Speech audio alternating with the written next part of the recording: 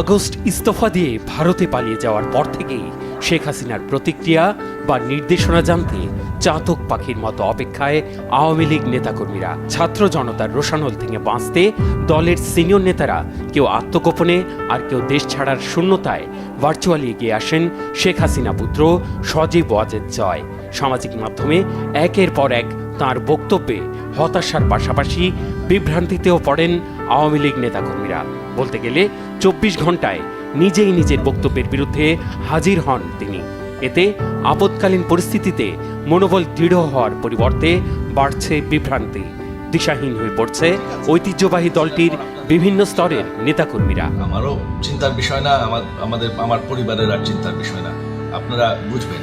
এই ধারাবাহিকতায় আরেকটি বিভ্রান্তিকর বক্তব্য নিয়ে হাজির সজীব ওয়াজেদ জয়। নিজের এক্স হ্যান্ডেলে দাবি করে বসলেন দেশ ছাড়ার আগে পরে কোনো বিবৃতি দেননি তাঁর মা শেখ হাসিনা।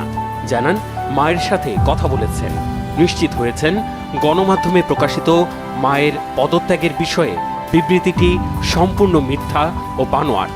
১১ আগস্ট ভারতের সংবাদ মাধ্যম দ্য প্রিন্ট একটি বিবৃতি প্রকাশ করে তা শেখ হাসিনার বলে দাবি করে, যেখানে শেখ হাসিনার উদ্ধৃতি দিয়ে বলা হয় যুক্তরাষ্ট্রের ষড়যন্ত্রে ক্ষমতাচ্যুত হয়েছেন।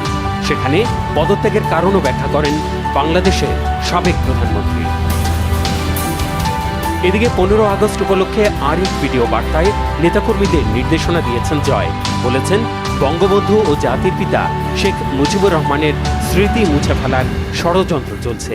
দেশের জনগণকে আহ্বান জানিয়েছেন ১৫ আগস্ট ধানমন্ডি ৩২ নম্বরে গিয়ে জাতির পিতা ও তার পরিবারের প্রতি শ্রদ্ধা জানাতে।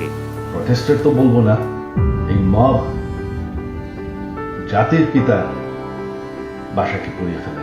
এই ১৫ আগস্ট আমার আহ্বান আপনাদের প্রতি, শান্তিপূর্ণভাবে ৩২ নম্বরে গিয়ে ফুল দিয়ে আসবেন, দোয়া করবেন বঙ্গবন্ধুর জন্য, স্বাধীনতার চেতনার জন্য এবং আমার পরিবারের জন্য।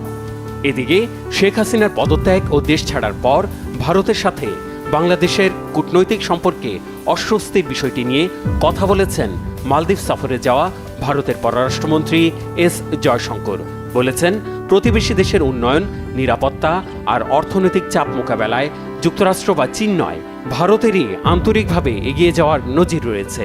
মালদ্বীপে ভারতের অবদানকে উদাহরণ হিসেবে নিতে বাংলাদেশকে আহ্বান জানিয়েছেন জয়শঙ্কর।